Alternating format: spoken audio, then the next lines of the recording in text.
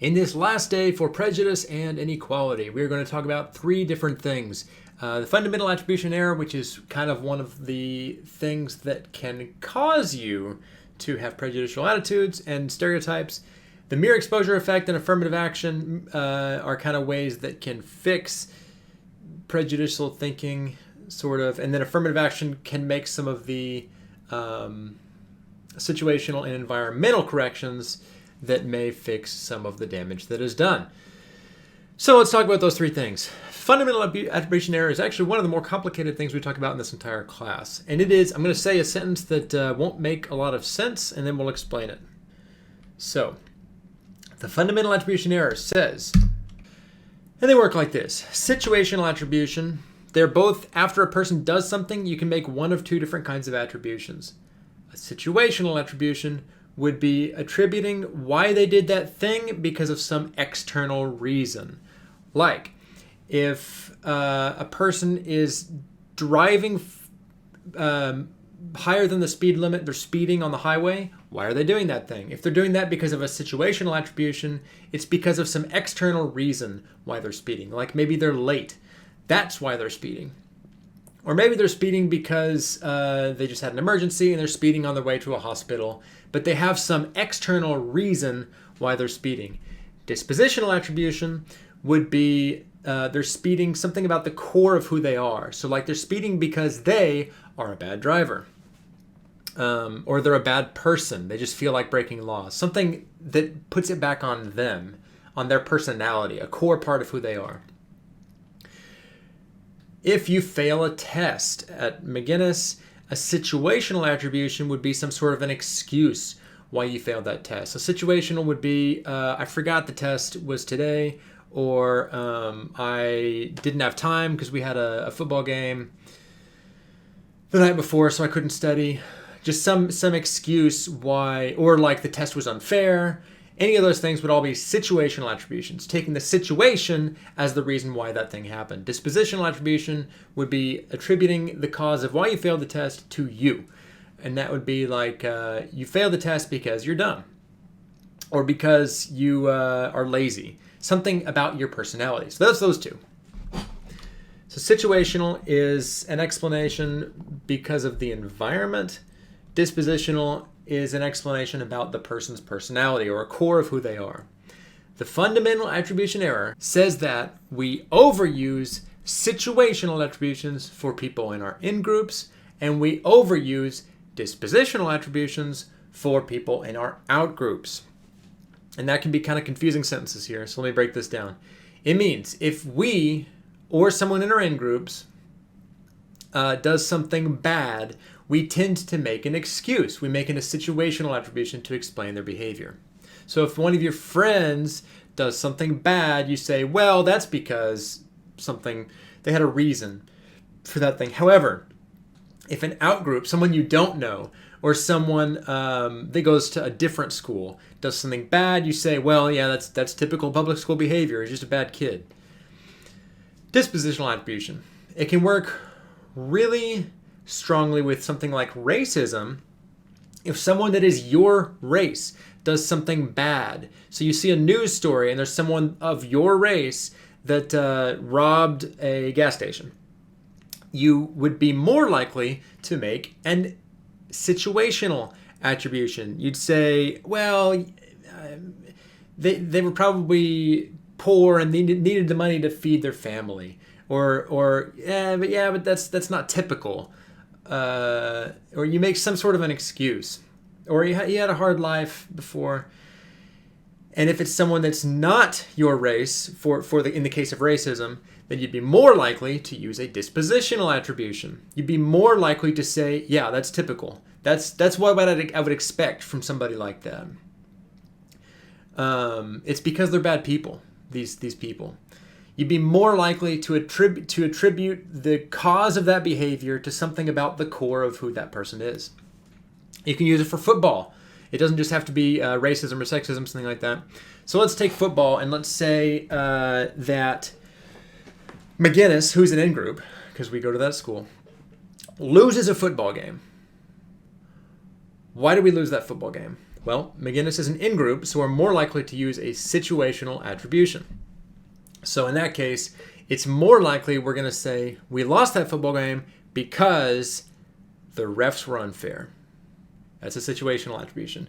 You could also say we lost the football game because the wind picked up in the second half, or because bad weather, or because our star quarterback was injured, or whatever, something like that. If, however, an outgroup, so a team that we're playing against, a public school or a different school, loses the football game, why did they lose the football game? They're an outgroup, so we'd be more likely to use a dispositional attribution. They lost the football game because they're bad at football. They're just not talented. They're bad at sports. They're just bad at life, to be honest. But we're more likely to use a dispositional attribution. So you can see how that works for racism, sexism, any of the isms, prejudice, but it also works for things like football games. It can work for speeding.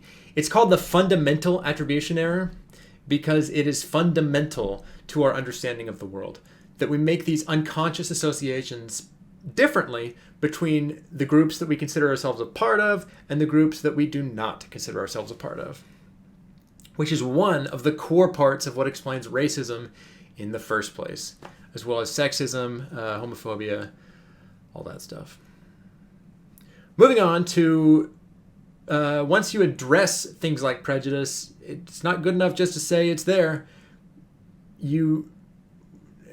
To identify the problem is only half of the thing. So what can we do to reduce the amount of prejudicial attitudes? If you do something like take the implicit association test and you find prejudicial attitudes that you have, maybe even unconsciously, just becoming aware of those is a positive thing. But the mere exposure effect can help to reduce prejudicial attitudes. The mere exposure effect says that the more we are exposed to a person or a group of people, the more we tend to like that person or group of people. So if you, I used Canadians before, so let's say I don't like Canadians, and I haven't been around that many Canadians. Generally, according to the mere exposure effect, if you interact with Canadians, you will tend to like them more because you find out, maybe Canadians aren't so bad. Because I'm friends with Jerry, he's Canadian, and he's pretty cool.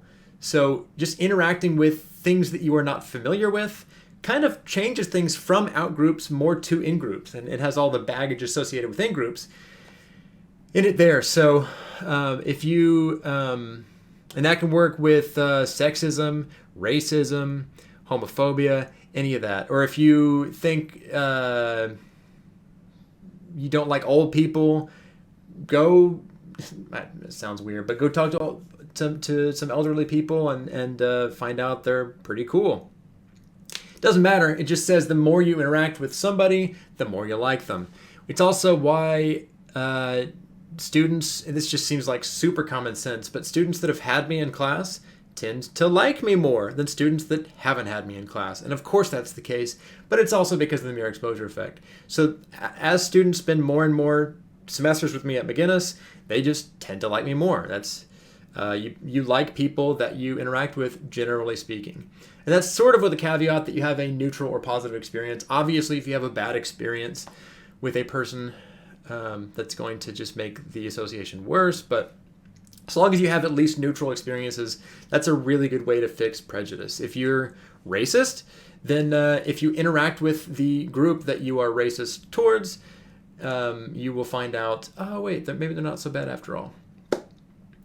And it normalizes that in your mind. Mere exposure effect. Affirmative action is a corrective way. Affirmative action is giving preferential treatment to groups that have been historically discriminated against. And in my class, I like to talk about a hypothetical situation that I just create. And in this case, I'm just talking about myself.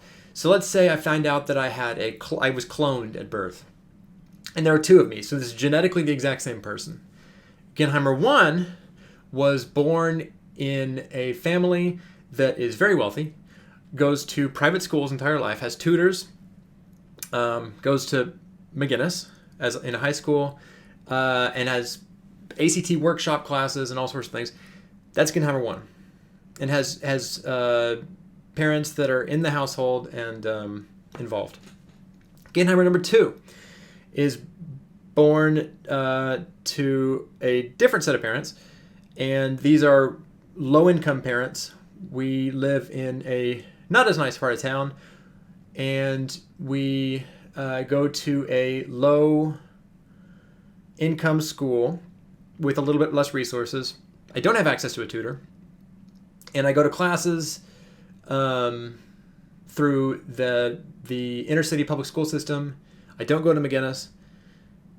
Despite the fact that these two Genheimers are the exact same genetically, do you think that Genheimer 1 or Genheimer 2 will get the same score on something like the ACT or the SAT? And I think probably pretty safe to say that these two Genheimers will probably get different scores on the ACT, despite being the exact same person. And the question comes up, is that fair? And there's a lot of complicated answers to that. You can say, no, it's not fair and we should correct it. And that's sort of what affirmative action aims to do. It aims to make it more equitable between these two people. So groups of people that have a lot of opportunities and groups of people that don't have as many opportunities and are underrepresented in other fields. So if you have Genheimer 1 that has a very high probability of getting into college and getting a prestigious job, all these things, and Genheimer 2 is going to have a harder time getting into college. And programs like affirmative action aim to fix some of the unequitable circumstances with Genheimer 2. Is it a perfect program? No, it's not. And it's a very controversial program. However, that is what it is intending to do. So affirmative action is a series of programs that will give preferential treatment typically to minority groups, whether that's race or based on income or based on really any number of things, but probably primarily race in most instances, of groups that are underrepresented in wherever it is. It could be college, it could be the workplace, anything like that. And so the aim of these programs is starting with the assumption that all of these groups of people are equal in their ultimate ability. And so if they are underrepresented, if there are less Native Americans enrolled in a certain college, or less Hispanic or less Black students enrolled at a particular college, that must be then because they have less opportunity on average. So then these programs aim to basically set the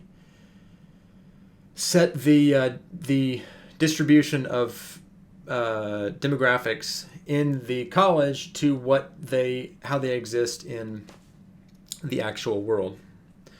So that it changes the entry requirements and things like that for different groups of people based on the inequities that exist.